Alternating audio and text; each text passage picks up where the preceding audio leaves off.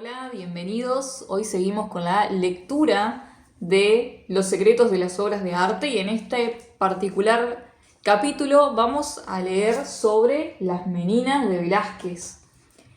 Una obra súper conocida que tiene todos sus mitos, sus leyendas alrededor. A ver qué nos depara en esta lectura entonces. Se titula así: El final de los Austrias en Madrid. En el taller de Velázquez en el Palacio Real de Madrid, el artista retrata a Felipe IV y a su esposa Mariana de Austria. La pareja puede verse indirectamente reflejada en el espejo de la pared del fondo.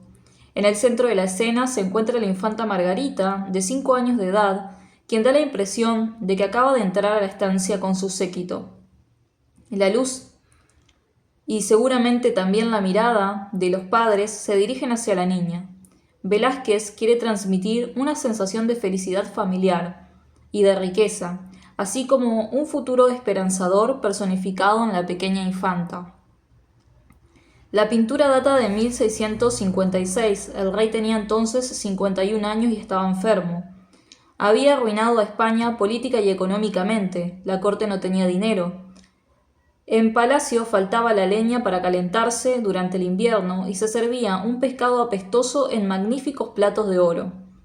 Los Austrias ocupaban en el trono español desde hacía años, desde hacía 5 generaciones, y se habían casado siempre entre ellos. La degradación de la familia se manifestaba claramente en la bulia casi enfermiza de Felipe IV. En lo político estaba entregado a sus validos, en lo privado a sus necesidades carnales. Se le han atribuido hasta 32 hijos ilegítimos y amantes que Luis XIV de Francia, más que Luis XIV de Francia. Felipe IV, oh. Debido a su religiosidad, vivía sus relaciones extramatrimoniales como pecaminosas y así se le confesaba a una monja.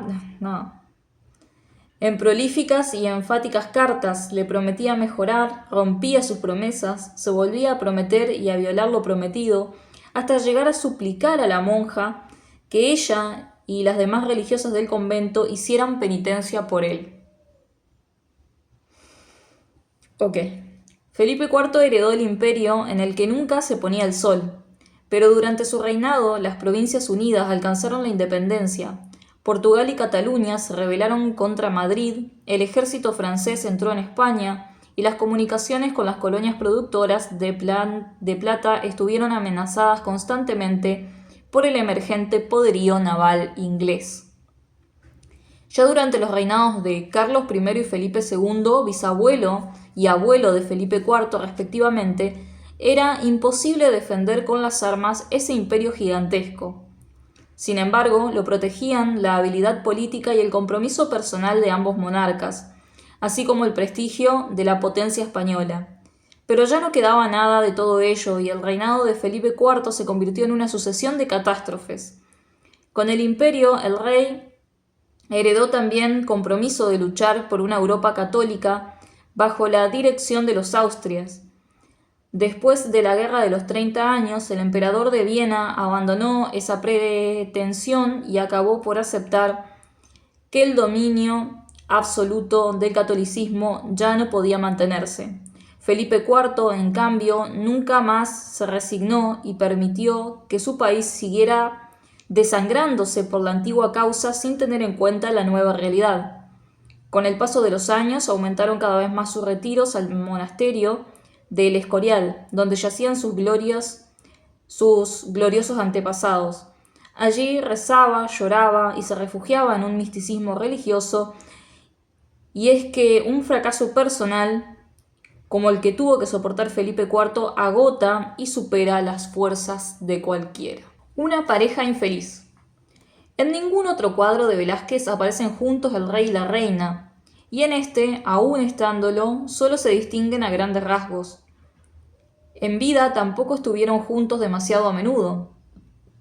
La princesa Mariana tenía 13 años cuando fue enviada a Viena, de Viena a Madrid para casarse con Felipe. Debía de ser una muchacha de mejillas rosadas, alegre e ingenua.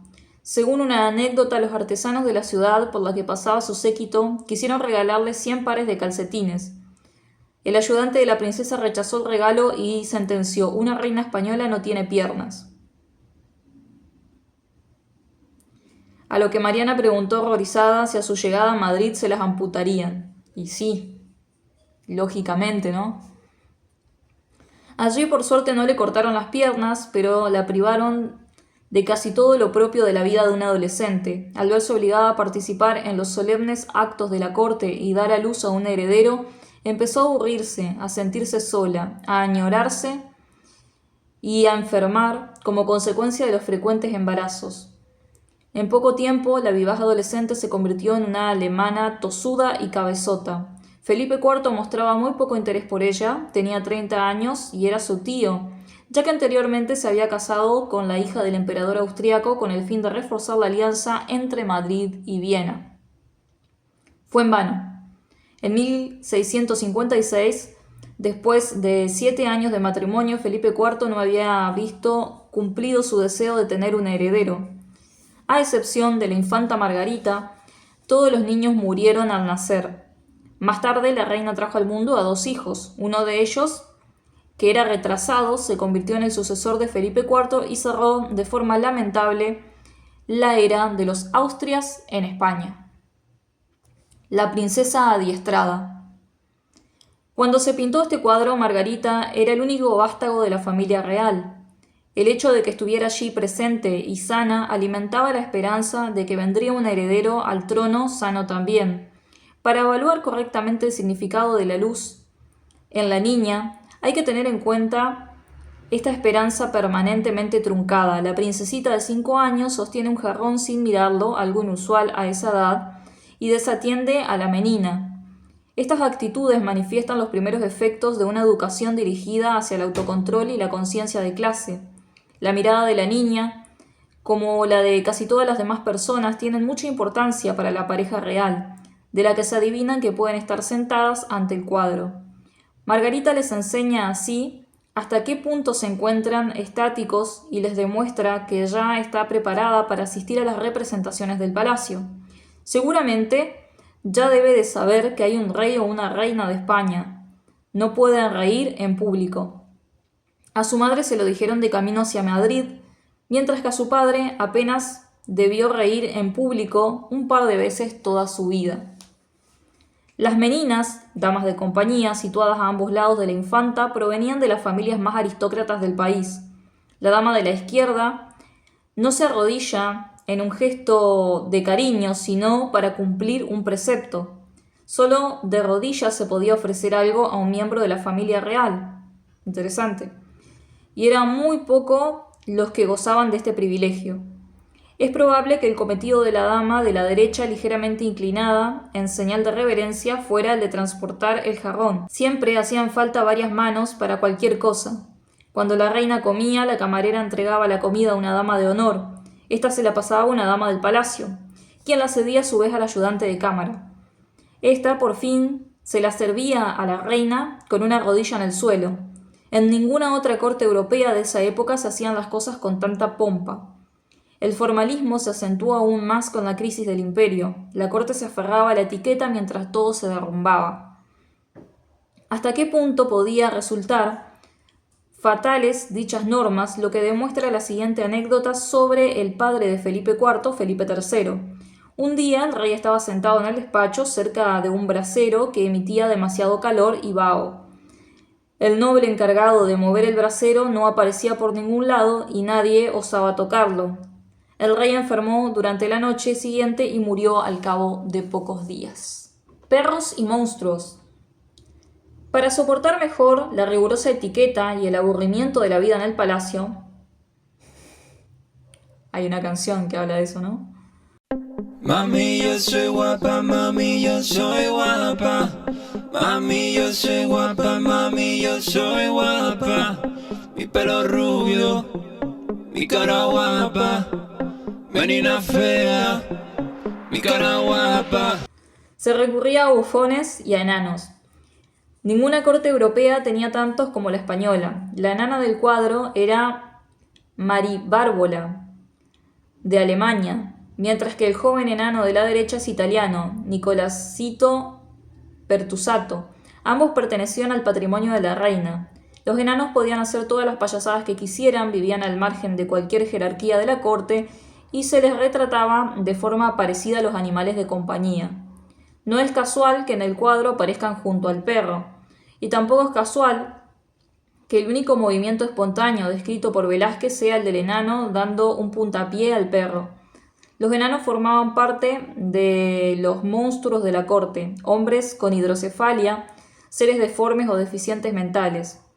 Maribárbola, con cabeza de anciana y cuerpo de tamaño de un niño, constituye un tibio ejemplo de esos bichos del palacio, como se les llamaba. Quienes habían crecido con normalidad se sentían muy reconfortados ante su presencia. Los enanos le aportaban una sensación de superioridad y belleza. También en el cuadro, la belleza de las meninas y de la infanta queda realzada por la presencia de Maribárbola. El fin de un pintor. Velázquez lleva en el pecho la Cruz de Caballero de Santiago, si bien en 1656 no pertenecía a una de esa orden aristocrática. Ingresó en ellas 3 años después, tras una larga verificación de su pureza de sangre, inexistencia de antepasados judíos o moros y de una disposición excepcional muy trabajada debido a la ausencia de sangre noble, y después de que más de 100 testigos confirmaran que él no había pintado por dinero, sino cortesía hacia el rey. La Cruz de Santiago le añadió posteriormente una mano anónima. Si entiendo, según había investigado, que a Velázquez una de las razones por las que no le querían dar la Cruz de Santiago era porque sus padres habían trabajado con las manos, eran artesanos. Y creo que esa era una de las condiciones por las cuales no te podían llegar a dar dicho nombramiento.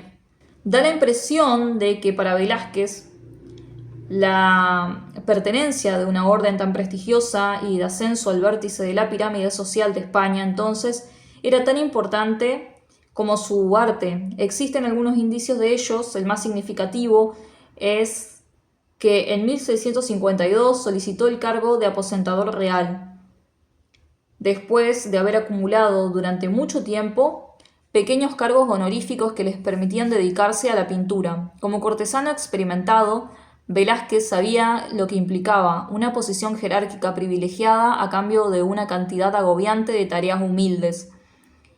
Era el encargo de una sábana del rey, de los sacos de paja de los guardias, de que en invierno las esteras estuvieran en orden, abastecimiento de leña y carbón, de controlar el personal de limpieza y de sostener la silla del rey durante los ágapes públicos. Según una nota del archivo de 1657, Diego Velázquez, aposentador real, hace saber que se le debe por su servicio el sueldo de un año que asciende a la cantidad de 600.000 reales. O sea, allá vemos por qué tenía menos tiempo para pintar, ¿no? Si estaba en todos estos detalles. El desollinador del palacio y empleados que dependen de él han dejado de trabajar. Y lo que es peor, no hay ni un real para pagar la leña destinada a las chimeneas de los aposentos de su majestad. Más agotadoras aún que las tareas del palacio eran sus misiones como aposentador real durante los numerosos desplazamientos de corte a las residencias de verano, escenarios de batallas o hacia 1660 a la frontera de Francia, donde Felipe IV prometió a la hija de su primera esposa con Luis XIV. En julio de 1660 Velázquez escribió: «He regresado a Madrid, agotado por el viaje de noche y el trabajo de día». Murió un mes más tarde. Durante sus últimos años de vida apenas se dedicó a la pintura. Y así finaliza el capítulo. La verdad, voy un poco decepcionada de este capítulo. Esperaba mucha más información sobre la pintura, un poco de la composición, de cómo está hecha y de los mitos que hay alrededor de las meninas, o la familia real, creo que se llamaba esta obra antes de tener ese nombre. Hay mucho mito, mucho misterio, muchas hipótesis. ¿A quién está pintando realmente? ¿Por qué la composición está distribuida de esa manera? ¿Qué tipo de composición es? ¿Es un retrato? ¿Es un autorretrato? ¿Es una obra de temática del pintor en el taller? ¿Qué representa la obra de Velázquez? La verdad que me dejó como con sabor a poco este capítulo, porque no fue muy poco, si bien había mucho contexto, mucha información del contexto de la obra, de qué estaba pasando en esa época, la información sobre la obra en sí es muy escasa. También, bueno, sé que hay hipótesis al respecto de la obra, como por ejemplo, si las cabezas de los personajes están dispuestos de tal manera de que representa a una constelación, eso también era una de las teorías. Me dice muy poco, apenas se habló de las meninas. Ese dato de que tenían que arrodillarse para poder entregar algo no lo tenía, así que eso es una información muy valiosa. Pero me deja sabor a poco, la verdad. No sé a ustedes qué les pareció, si me pueden compartir en los comentarios qué les pareció la información de este capítulo. Personalmente lo veo como algo escaso, esperaba mucho más, la verdad. Así que bueno, si les gusta este contenido, si les interesa, pueden suscribirse, pueden tocar la campanita y darle like, por supuesto.